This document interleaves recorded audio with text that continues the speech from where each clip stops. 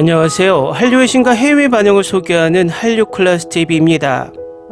오늘은 신상 댓글 부대가 파묘의 벽을 넘지 못하고 있다는 소식과 파묘를 리뷰하는 지금까지 국내의 파묘 리뷰 중 소름 끼치게 최고인 태국 리뷰 기사를 살펴보겠습니다. 태국에서 파묘는 지금 박스오피스 1위를 유지하며 다른 동남아 국가처럼 파묘 열풍이 불고 있는 나라입니다. 그런데 태국에서 정말 영화 파묘에 대한 소름 끼치도록 정확하고 예리한 리뷰 기사가 올라와 여러분이 이 리뷰 기사를 보시면 우리나라 기자가 쓸 파묘 리뷰 기사를 태국에서 대신 써주고 있네라는 말이 절로 나올 것입니다. 일단 파묘 리뷰 기사를 보시기 전에 국내 흥행 소식부터 살펴보겠습니다. 31일 오전 영화진흥위원회 통합전산망에 따르면 영화 파묘는 전날 18만 3,474명의 관객을 동원해 박스오피스 왕좌를 지키며 누적 관객 수는 1,081만 767명을 돌파했습니다. 2024년 첫 천만 영화에 등극한 파묘는 거액의 돈을 받고 수상한 묘를 이장한 풍수사와 장의사, 무속인들에게 벌어지는 기이한 사건을 담은 오컬트 미스터리물로 댓글 부대 등장에도 1위를 지키며 험하게 장기 흥행하고 있습니다. 개봉날 반짝 왕좌에 오른 댓글 부대는 1위의 기쁨을 채 누리기도 전에 하루 만에 2위로 밀려나 주말에도 왕좌에 오르지 못했습니다. 같은 날 14만 5,405명을 동원해 파묘의 뒤를 쫓고 있으며 누적 관객 수는 41만 8,028명입니다. 댓글 부대는 대기업에 대한 기사를 쓴 후 정직당한 기자 임상진에게 온라인 여론을 조작했다는 익명의 제보자가 나타나면서 벌어지는 이야기를 그립니다. 영화의 손익분기점은 약 195만여 명입니다. 실시간 예매율에서는 댓글 부대가 앞서고 있습니다. 댓글 부대의 예매량은 5만여 명으로 예매율 1위입니다. 파묘 역시 5만여 명으로 차이는 고작 1,000여 명대. 접전이 예상되는 가운데 파묘의 기세를 쉽게 꺾진 못할 듯합니다. 다음은 누구도 잊지 않도록 파묘와 한일 역사 파헤치기란 제목의 태국 파묘 리뷰 기사입니다. 한국 영화 파묘가 3월 말 개봉되고 태국에서 2024년의 핵심 현상 중 하나가 될 가능성이 분명했습니다. 영화는 관객 수 1,000만 명을 돌파하는 등 5주 연속 한국 흥행 1위를 기록 중입니다. 태국에서도 제가 경험해 본 결과 거의 매 회차마다 관객이 붐비는 것을 발견했습니다. 파묘의 내용은 장의사와 영매가 부잣집에 무덤을 파는 일에 참여하지만 다양한 공포와 마주하는 내용으로 표면은 마치 호러 영화처럼 보이지만 하지만 이 영화는 오싹한 장면이 거의 없고 불안한 분위기에 집중하기 때문에 귀신을 무서워하는 분들이 봐도 괜찮다는 점을 분명히 말씀드리고 싶습니다.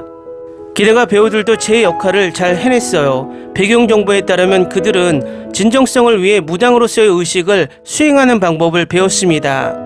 지난 일주일 내내 영화를 전공하는 학생들이 저에게 자주 묻는 질문은 다음과 같습니다. 영화 제목의 발음이 무엇입니까, 교수님? 영화가 일본을 조롱하려는 걸까요? 마침내 영화는 부자의 조상이 실제로 일본 편에 가담한 반역자였음을 밝혀냅니다. 전체 이야기의 근원이 되는 최종 악기는 일본 귀족의 유령입니다. 사실 파묘는 대중을 위한 주류 상업영화로 분류될 수 있습니다. 그러므로 한일 갈등의 배경을 모르더라도 이 영화는 재미있게 볼 수 있습니다. 더 존 오브 인터레스트와 같은 영화와 달리 아우슈비츠에서 무슨 일이 일어났는지 모른다면 전혀 이해가 안 되겠지만 한국에서는 엄청난 흥행을 하는 호러 영화나 괴물 영화가 있다는 점은 주목할 만합니다. 모두 사회적인 문제가 섞여 있습니다. 괴물에서 한국에 대한 미국의 영향력이든 부산행에서 재난에 대한 정부의 정보 공개 비판이든 물론 역사적 배경을 알면 파묘에 대한 더 깊은 이해가 가능해집니다. 한마디로 말하면 한국이 36년 동안 일제의 지배를 받았으며 가장 나쁜 점은 한국 남성들이 일본에서 강제 노동을 했다는 점이고 한국 여성의 경우 일본군으로부터 강제 착취당해야 했습니다. 그러나 일본은 제2차 세계대전에서 패하고 군대를 철수했고 한국의 카르마는 아직 끝나지 않았습니다. 미국과 소련은 한국을 남북으로 분단시켰습니다. 이어 남북한이 서로 죽여야 하는 한국전쟁이 이어졌습니다. 이것이 파묘가 의도적으로 부유한 사람들을 미국으로 이민시킨 이유일 수 있습니다. 그러나 그들은 후손들에게 버림받은 조상귀신들의 분노를 피할 수 없습니다. 파묘의 흥미로운 측면은 유령이 오늘날까지 살아남기 위해 어떻게 진화해 왔는지입니다. 마치 식민지 시대의 탄압의 영향력이 사라지지 않은 듯합니다. 이는 비슷한 분위기를 지닌 영화 곡성과도 비슷한 비교 대상이 많습니다. 후자의 이야기는 일본인이 이사 온 후 사람들이 죽어가는 마을에 대해 이야기합니다. 이는 일본이 한국을 침략한다는 의미를 가질 수도 있으며, 또한 곡성은 이 일본인이 일부 한국인과 협력하고 있을 수도 있음을 암시하기도 합니다. 파묘와 마찬가지로 국가적 배신의 문제입니다. 많은 사람들은 왜 한일 간의 드라마가 수십 년 동안 이어졌는지 궁금해할 것입니다. 왜 우리는 이것에 대해 아직도 이야기해야 할까요? 정리해보면 아가씨, 밀정, 경성 크리처처럼 한국이 일제에 대해 통치되던 시대를 다룬 한국 영화나 시리즈를 찾을 수 있을 것입니다. 드라마 경성 크리처 저자는 일본이 제2차 세계대전 당시 한국의 한 일에 대해 공식적으로 사과한 적이 없다는 것이 주된 이유 중 하나라고 생각합니다. 강제노동이나 위안부에 관한 것 둘 다 말입니다. 독일의 유대인 홀로코스트 처리 방식은 다릅니다. 적어도 전 세계는 서독 총리 빌리 브란트를 기억합니다. 그는 1970년 바르샤바의 나치에 저항한 폴란드 영웅의 기념비 앞에서 무릎을 꿇고 사과한 적이 있습니다. 혹은 교육적인 면에서도 독일 어린이들은 나치의 참상을 배우게 되지만 초등학교 때부터 일본 교과서에서 제2차 세계대전 당시 일본군의 잔혹행위에 대한 언급이 없습니다.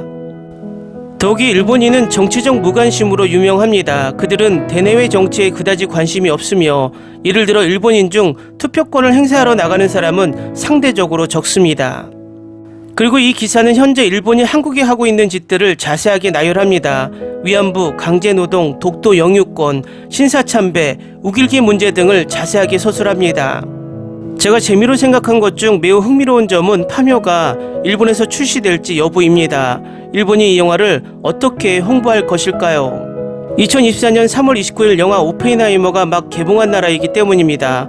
영화사 측의 장문의 성명 내용을 축약하면 히로시마, 나가사키에 원자폭탄이 투하된 것에 대한 민감성, 오펜하이머의 영화에는 일본 폭격에 대한 이미지가 전혀 없음에도 불구하고 일본 영화 배급사는 이것을 전혀 홍보하지 않습니다. 일본이 피해자인 영화 오펜하이머를 다루어도 일본은 여전히 난리인데, 일본이 가해자인 파묘에서는 어떻게 대처할 것인지 생각해보면 흥미롭습니다. 상영되지 않거나 조용히 상영될 수 있습니다. 그리고 그들은 서서히 잊혀지게 놔둘 것입니다. 그들이 수십 년 동안 해왔던 것처럼 말입니다. 기사 잘 보셨나요? 우리나라 기자들이나 영화평론가들이 써야 할 리뷰 기사를 태국 언론에서 대신 써주고 있습니다. 우리나라 언론이나 평론가들은 언젠가부터 누군가의 눈치를 보는지 이 영화 속의 메시지는 애써 외면하며 흥행 소식만 주구장창 전하고 있습니다. 우리나라 일부 세력 또한 이 영화를 애써 폄하하고 꼭 외국인이 영화를 보고 평가하듯 앞부분은 재미있지만 뒷부분은 재미없었다 같은 댓글을 남기며 이 사람이 한국 사람인가, 한국 역사를 공부는 했는가 의심할 정도로 역사에 문외한 한국인들은 꼭 이렇게 속 시원하고 디테일한 리뷰를 써준 태국 언론의 리뷰 기사를 읽고 영화를 다시 봤으면 합니다. 한류 클래스 TV는 한류 외신과 해외 반응을 꾸준히 쫓아가 보겠습니다. 재밌게 잘 보셨나요? 여러분의 구독, 좋아요, 댓글, 알림 설정은 컨텐츠 제작에 큰 힘이 됩니다. 그리고 항상 하시는 일마다 대박 나시고 행복하시길 바랍니다.